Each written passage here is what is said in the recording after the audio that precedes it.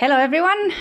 There's time for another guest on The Better Deal, and I'm really glad to introduce to you Jara Pascual.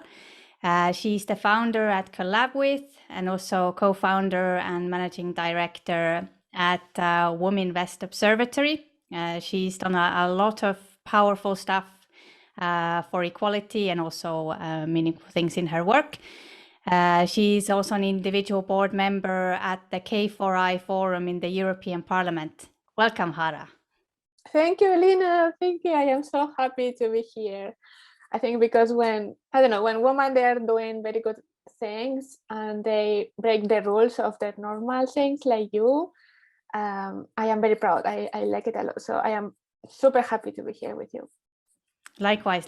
So I'm really glad to talk about everything you've done. So it's kind of like don't even know where to start. But I guess let's maybe start from your story. So you come from an IT and engineering background, and are now very powerfully advocating for gender equality. So tell us a little bit how the story went and what brought you here. So I think I was working on this question. I think everything was coming from my family. So the family values, like these values of respect, equality. I think it's not so much feminist, could be, but more into the rights of equality and justice. So, and I remember like having talked with my grandfathers and grandmothers, and they were always like, oh, of course your mother is going to university. Like we didn't think about this. It was not an option, and maybe it was the only one in the village, but it was the thing to do, and as well, it was a very powerful conversation with my father one day when he explained me like his father, so my grandfather, had the option to send to university my aunt or my father, and he said, I will send my daughter, so my aunt, and not you, because for women it's so difficult, life and everything, like I have to invest everything in her, and you can figure out, because for men it's everything expensive. So I don't know if my mother understood this point, but for me it was like, okay, so that's the point, and always my father was ultra mega feminist. It was not for him something negative, it was super mega positive. And I think this kind of like, we are strong, you can do whatever you want, you don't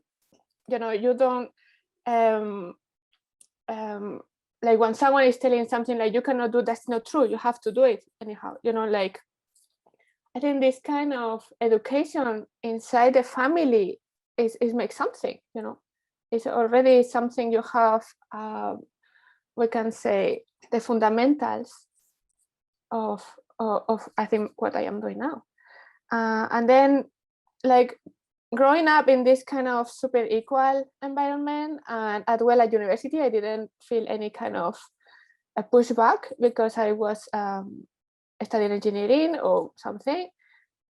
But then moving to another country, in France, I realized like this is not that way everywhere. And I think if I was moving to another part of Spain, maybe I had the same feeling, like there is not this equality per default, or society is not equal. So in France, like we are looking at this country as a very feminist and very woman driven. The reality is like still this very macho. So maybe that's why they advocate a lot. So for me, it was already like, oh my God. Then moving to Germany, it was another story for women. It was like a catastrophe. So because I was West Germany, and I think this is important to differentiate East Germany still and West Germany. So I was like very shocked with my mother-in-law telling me like, no, you are a Hausfrau. I mean, like, Hausfrau is like woman at home. I mean, like, no, I am not a Hausfrau. I am not a Hausfrau. And And then like women at work, they were like, no, they were crying to me, like, because the kids, they were telling them, no, mama, you have to be at home. Why you are working? Why you are not with me the whole afternoon? Even and my friends, German friends, they were saying, no, Jara, this is, you know, like everyone is telling me like I have to stop working and I have to be at home. And I was like, what the hell is happening here? And because I was doing a blog about how to survive in Germany. So I had the opportunity to go to all these associations and activities from immigrants, and all of them, they were very sad, depressed, frustrated because how they were treated as a woman, you know, besides all the cultural things. And as well, that was for me a point to be super curious and ask everyone, what is happening here? Because, and maybe some women, they were at work, they were coming from East Germany, and then when they were 13 years old, they moved to West, you know, to Munich or some places. And then they were telling me, no, in East Germany, you are like equal, you know, because they were the communist background. So the woman has as well, they were able to work. And in the West Germany, after the Second World War, the thing was like, okay, to make a difference between East and West and to be more capitalist, woman has to be at home. Like this is the position of woman in our society. And this is so into the culture, like, wow, it's like even when you are a mother and you are working, you have the name of Rabenmutter, which means, you know, like very bad mother. Oh my God. And I was like, oh my God. And then when you are going back to Spain and talking to your friends, they say, yo, the German women are super good, they're strong, very open, and they are equal. I mean, like, no, it's not that way. So I started doing a documentary of a woman in Germany. And then I was doing interviews of a Spanish woman in Spain, telling about what you think about a German woman. And then the opposite as well, and how the German woman, they see the Spanish woman, and how they see the German woman as well. So that was super interesting. I recorded, I don't know, more than 10 interviews. It's not yet finished because I feel like my question always what to do with this material. But it was very funny to see this perception. So in Germany as well, I was in the in one, I don't know how to say, it's a immigration council in the hometown of Munich, because in Munich you have 30% of the population in Munich has a non-German passport. It's a lot. So they have a specific council for the rights of immigrants. And there we found like a small party to apply to the council, so Kulturelle Vielfalt für München. And there is when I met more women from different countries. And it was incredibly hard to find out what is happening there. And, you know, it was always there in the Netherlands. When I am here, I think here there is a duality. You have like the woman has the right to have part-time jobs to take care of the kids, and as well the men, they are doing so. So for like, wow, that's impressive. But then the numbers of, you know, like talking about funding, getting funding from startups now with the COVID is 1%. So statistics from the Fundright initiative, and the women in positions they are not there as well. So there is this kind of as well thingy, you know, like what is the problem there with all this? Yes, sometimes, not sometimes, you know. And then when I was doing an MBA, after I joined the alumni for women, so the mentor week during 2 years, and then it was for me this kind of going more deep into feminist talking, you know, about the news and role models and what is happening more outside globally. So that's the story. And I think for me it was in something like is inside of me, and like I think this is the answer. Maybe Liina, I don't know if you have questions. This is quite cool. So you came from a family that really valued equality, and I really like actually the story of your grandfather, because he had a choice. I said, okay, I have only resources for one. This one needs more help right now. I will give it to her, which I think is in some cases it may feel unfair for the son, but it didn't. He was completely fine with it, and in the end, I think it had a better outcome. So it's like social equity also isn't giving everyone the same thing. It's seeing like who needs what. And I think that made a very big impact. And then you kind of had a culture shock when you moved to Germany. And that's really interesting, because as for me as well, I think I perceive Germany as sort of very very progressive towards human rights, and largely it is. But I was also surprised when I saw the gender pay gap in Germany is very high, and it's exactly the problems that you mentioned, that women are expected to be home. I believe there's even like kindergartens are only open part-time. Yeah, well, there is a lot of nightmare stories. Yeah, it's crazy. But yeah, so it's like the journey of, feeling, oh, this is equality, and understanding that is not the case elsewhere. So let's talk a little bit about the recent report that you put together. So we now know that there's a huge gap in investment, and it's kind of holding the economy back quite a bit. So what I really like how the report was done, that you brought out the problem that in Europe there's 30% of women that are entrepreneurs, but only 2% receive funding. Now it's quite a big difference between them. And part of the report are the 7 balanced economy actions. So you've put down specific steps to take. And this report is meant for the European Parliament. So that, hey guys, we need to fix this. But rambling on a bit. So one point that really stood out for me is something that people don't usually talk about. So this is point number 4, which is educate society. And usually when we are talking about, how do we get women to equality, people say that, oh, well, we need to get them into universities, and, we need to give them more help, and, someone educate these women. But, women are largely educated. Usually in Estonia, at least, women have higher education levels than men. So your point is that we don't need to educate the woman, we need to educate everyone else. So talk us through that a bit. Yeah, thank you, Liina. And I am super happy that you are asking this question, because one of my favorites, and I was fighting for this action, because even internally, when we were creating the report, we had this dilemma. Well, not me, but the others, to say, but if we have already the Dare to Dream for the girls and the other women. I said, no, that's not the same.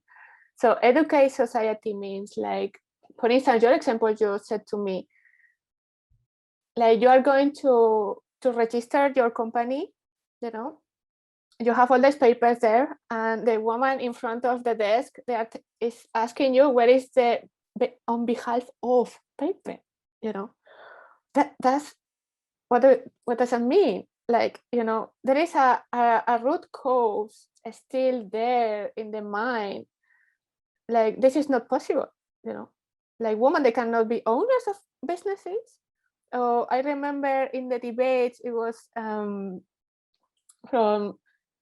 Latvia, I think, Solvita, she said, yeah, I was in a meeting for investment in a room, and then they alone, and they asked me, where is the person to have the meeting?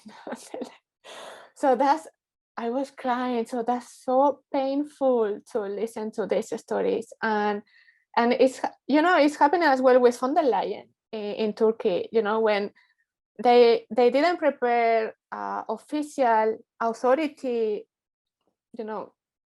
coach or sofa for her, like because maybe it was a woman. I don't know. Even if she's in the highest ranking of power in Europe, and this is a part of showing this lack of respect of women in our society, and like women are not taken serious. But it's respect, I think, and there is not a problem. The woman is like they have some problems and they have to dream, or they have, you know, like no, the woman, they have no problems at all. You know, like if the others like they don't accept the way of thinking and the way of doing and the power the woman have. Oh, I know it's better to be behind the scenes. You know, like you have power behind. I mean, like how behind? I mean, you know, this story is like always behind a great man there is a great woman. Yeah, fuck. It's like, why is she behind there? Someone let her out. So I think this is the part, like still there is a lot of work to position woman in relationship with power, in visualizing this correlation and intersection between finance woman, entrepreneurs woman, business woman, money woman, because now it's not there. I don't know, maybe because the women, they are not in the position, they are not enough in the position to make decisions, or how everything is done as well in the financial ecosystem or in our society. Like it was only one man in one desk thinking about how to do things. You know, like the article you shared in LinkedIn about these pink globes from a startup in Germany, no? They think about our problems. or men, they went to solve the problem of women, you know, and they said, I will create an accelerator for women, and then I will manage all this 2,000 group of women. I mean, like, I think, you know, when you have a problem with your things at home and your husband or whatever is coming to you and say, yeah, I will help you. No, listen, I will solve myself, but listen to me. I think we will figure out together how you can help here, no? And I think it's the same way. It's like starting the conversation, like you have not to fix things in your way. We have to together to design the new economy we want to have. And I think this is important to bring these voices, and like they are listening to us, and we are working together, and we accept different ways of doing things, you know, different ways of promoting the business, different ways of designing technology. Because why there is only one way, like very specific way of thinking, no? And I think as well, Jessica Powell from Silicon Valley, a former Google worker, she wrote a Medium series of articles and then a book about how the technology was designed only from men white perspective, including all the algorithms. So and at the end, this is the point, how women were thinking in a different way, and now it's not accepted. It seems like why you like, you know, like now with me, like the Bubble app as well, like it's so in a completely different way, like it was Tinder. So very feminine as well approach. So I think why not? So I think the half of the other part of our society, which are men, they have to think of, maybe we can do better, you know, and we have to take seriously and respect. I think it's the part of respect as well. With we are talking about racism or intersectionality, it's about respect at the end, how we respect human beings and difference. Absolutely. I think it's because it's been in society for so long. It's it's a part of bullying. You discriminate someone, you're bully, but it's very, very easy to go along with these bullies rather than be like, no, I don't want to do that. So because then you will be singled out. But things are definitely getting better, at least. And once we see more women in those positions in finance, investing, you know, business, that also encourages the next generation to actually go for what they want. Because let's say if you're a young woman starting your career and you're thinking, okay, what do I want to do? Do I want to be a lawyer? Do I want to go in finance? Maybe I want to do something arty. But if you haven't seen a woman or someone similar to you in that role, you're probably not going to choose that, even if it is something that you actually want.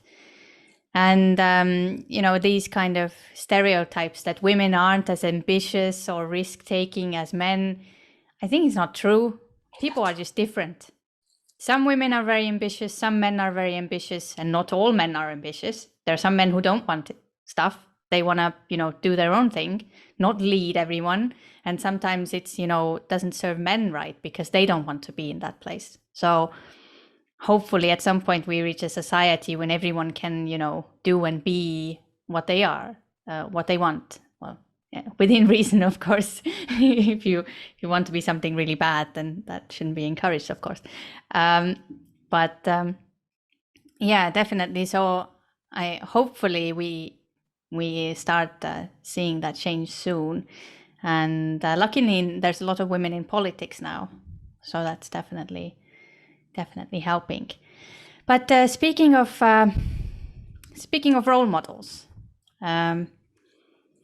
could you talk through like some of who are the women who inspired you? So in your life, someone you think like, wow, I saw her and she had a real powerful effect on me. Who are they? So at the beginning in the 90s, when I was very still teenager, and early days of university, it was Hillary Clinton. And I was reading the biography. I think it was the only woman visible almost there.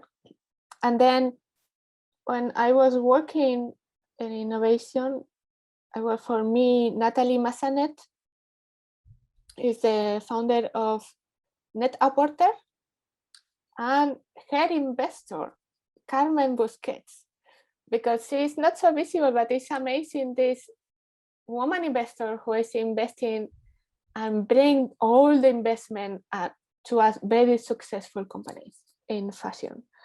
And Natalie, for me, it was like, oh my God, she did it. She had an idea, and she fight for it until the end.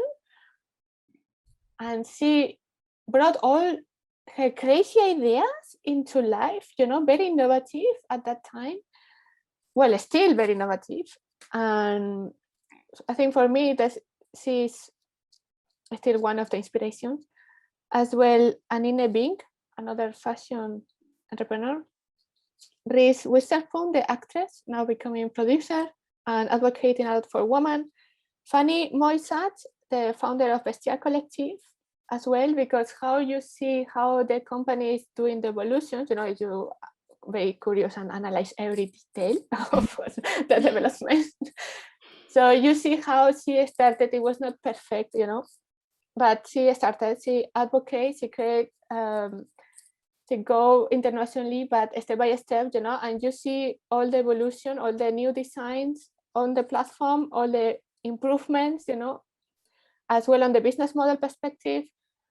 And I think that's a way, for me, it's very inspirational. Like you have to make an evolution as well. It's not everything perfect from day one, and you get better. And I saw in the platform a lot of bugs, like, but it's like, doesn't matter, like it's there. I mean, like we, as a user, we figure out because we love the concept, like it's very funny how, this kind of things, when you see founders and you see the product and the evolution of the product and still, like it's super, I think for me, super inspiring. And as well, Gwyneth Paltrow, with Goop, she's doing whatever she wants to do. I mean, like, and I think that's amazing because it's a way from that perspective, like you can make revolutions, and you create new things and new visions and new,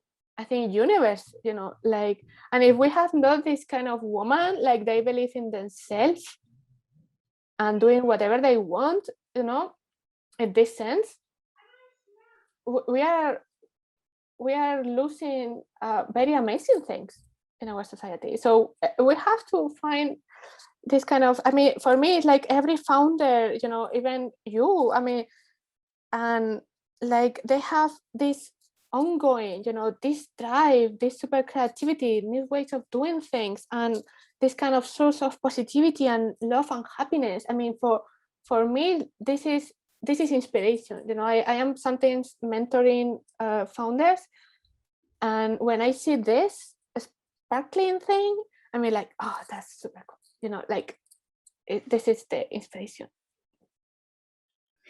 Yeah, absolutely. I think it's anyways, investors and in business, people are looking for that sort of drive and that something special. But sadly for investors, when a woman comes with their idea that could really go places, there's these, you know, the biases that they have in their head is like, oh, maybe she would want to have children, or, you know, maybe she's too emotional, or I don't know. So it's so bizarre that you can't actually see through those things that pop into your head. Yeah, yesterday I was doing recording a video with Sandra Goldreich, and she said it's the same bias. You know, she in one of her events she was asking investors, you know, close your eyes, think of a founder who's really powerful, driven.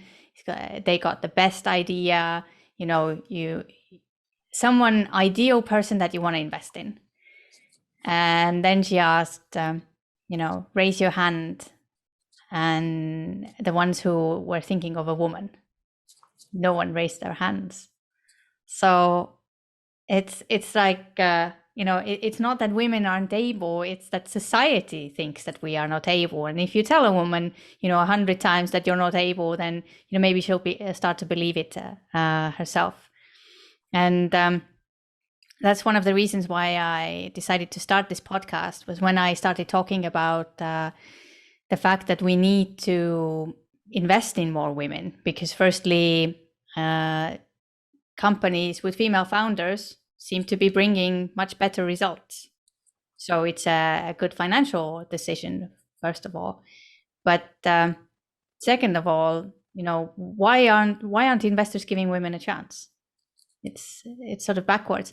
And women started approaching me saying that it's important for them, that someone is saying that there's a problem, because in the world it seems that you're a woman, you're trying to do something, everyone's telling you that you can't, and in the end you start to believe it. And actually it's not your problem.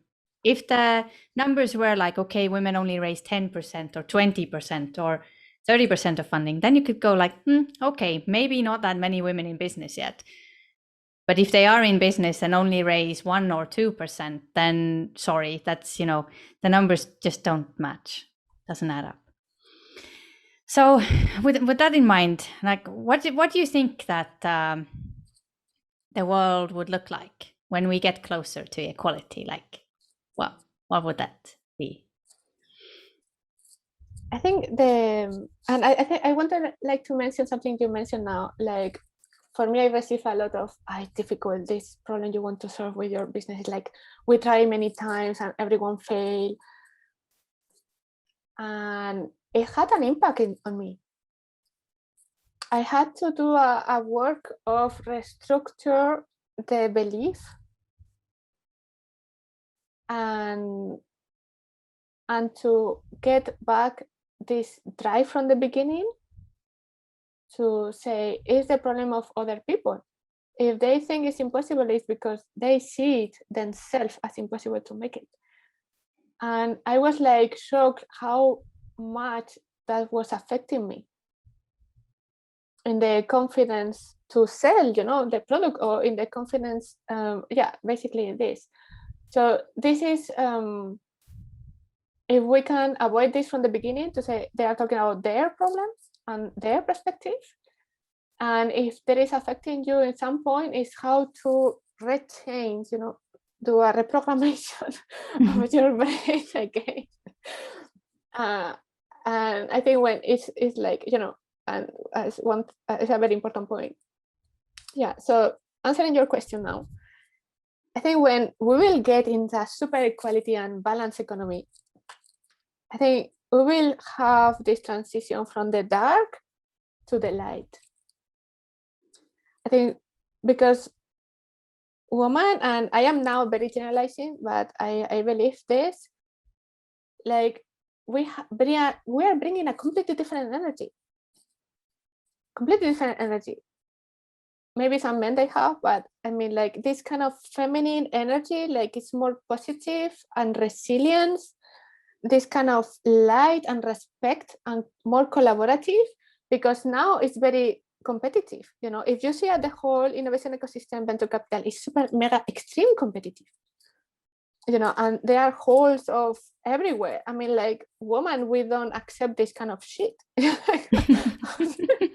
So I think like we have more into the respect, justice in a way of the system, and we are bringing this light. So that's why maybe there is this kind of resistance to still keeping fear and dark and, you know, competitive and all this kind of negative thinking, because it's very, we can say, addictive, you know, and very comfortable to say, is everyone the problem, you know, like very, yeah, you know, like if we are transitioning, I think a woman will bring this transition.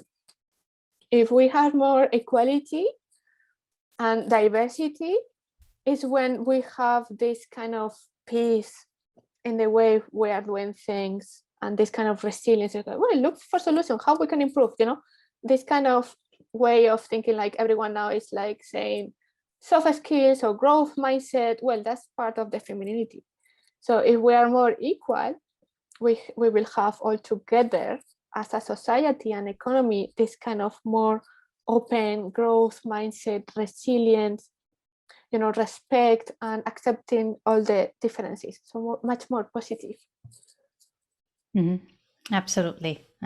Completely agree with you.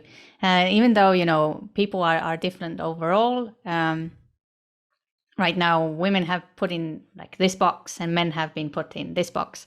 And I don't think that either want to be there. So when we have companies that have balanced teams, work goes better. People are collaborating better, and you see different views, not only because one's a man and one's a woman, but it's people from different backgrounds. And it's really interesting to see that. Now, even though I've usually been working in companies or projects that are all men, because in blockchain technology, that seems to be the way it is. But, you know, if we don't get women in there, we're not going to reach sort of. Yeah, I can recommend you Blockchain Woman if you want. Absolutely. So I think to wrap things up, because as you said, it affected you as well when people were saying that you can't do things and so on, and you know, it does get to you in the end, when at first, you know, it's like, I know I'm doing the right thing and I can do things, and then someone shuts the door at you, not because of your abilities, but because they think that, you know, you're a woman, which is nonsense. So after going through all of that and still, you know, getting through it, what would be the advice that you would give to women that are either considering starting their own business or changing their career or taking a path in tech? What advice to give them? So I'm an engineer myself, and I think I was always, you know, and like everything is digital tech, you know, like there is this kind of conversation. And then when you are going, as I have a tech company because it's something digital. When you are going to apply to grants or to venture capital or something, it's like, you are not tech enough because you are not robotics. I mean, like, so then you have to specify only robotics, you know, like. So I think this is as well, like we have to frame a bit what we are talking about tech, you know, and what exactly means engineering, because I am telecom engineering, but there are like, I don't know, manufacturing, space tech, I mean, nanotech, I mean, automotive, programming. I mean, like there are thousands of different type of technologies, you know, and it seems like now they are in fashion only one. And then if you are not there, you are not there. I mean, like, this is one thing maybe to educate as well the society. And when we are framing tech, and I think for me, technology is about creating, having the power to create something, and as well to solve problems. You know, this kind of engineering mindset is like very systemic, and then you see some problems. Okay, and then you can solve problems a completely different way. And you are in programming, you can even, it's very powerful to see the backend. So, you know, the database and how the systems and, you know, where are your data centers and how you can ensure this accessibility for everyone from very backend perspective, and how this is influencing your front end, and how flexible you want the system to be, and how modular, and how, you know, this thing is. And when we are looking at technology, I think it's a mindset as well, and this power of creation. And I think, like, women, per default, hello, we have the power of creation. Motherhood.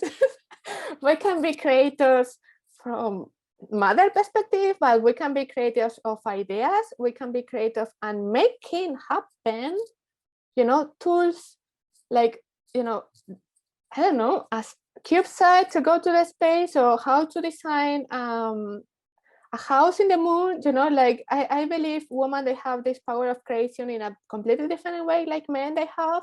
And I think we have to bring our voice there. And this is, I think, coming from this conversation is super cool for women. You know, like, say, hey, you are a creator already. Make it happen in a completely different way. Have the power to create something. And I think it's very linked to entrepreneurship somehow. I think the advice will be, like, create your own journey. There is no rules, really. Like, you know, there is, like, you have to do your inner work, you know, like knowing yourself. Like, you know, the people saying crazy things, so you have to still going through. So that's very important. And as well, the outside work, because I think we are responsible to educate our society and inspire other women with our work. If we are in tech positions, or entrepreneurs, or investors, or in a venture capital, like you are in a fund, like, taking this super serious, super serious. That's a work and duty and responsibility we have to educate the rest of the society. And this is tough, because women, in theory, it's very difficult to get interviews with them. You know, like, I am almost 1 year always behind women to get them in interviews. So, but it's our responsibility in the position we have. So this is another work we have to do, to have this outside work. And as well, like, business. So entrepreneurship is business. And business is like value, money, transactions. More money, more impact. More money, more value. And I think this kind of relationship is a very good advice I can give to women, because sometimes money, it seems like very, you know, like, the masculine energy of money is like very only money. No. So, ladies, value, money, more value, more money, more money, more value. Okay. So I think this is money talks. You can't get around it. Yeah, totally. And this is because how we can translate in impact. You know, if you are not making business, you are not translating your ideas and your creation to value. Exactly. Very powerful. Thank you. So, women, you know, find your journey and then show everyone. Don't do it secretly. Yeah, I think it's important. So that was wonderful. Thank you for sharing everything today, Jara. And you are really one of those women who I believe will make a change by leading by example, and bringing these problems in front of society. Because, you know, too long it's been like, oh, girls, just be quiet, be nice, you know. Why? We don't have to be nice or quiet. I mean, we should be nice to everyone, of course, but not in the way that society's been telling us to. So thank you very much, Jara, and I hope to see everyone on the next show, and really, really grateful for you to join us. Yeah, thank you, Liina. Super success with this podcast and with your fun. Thank you.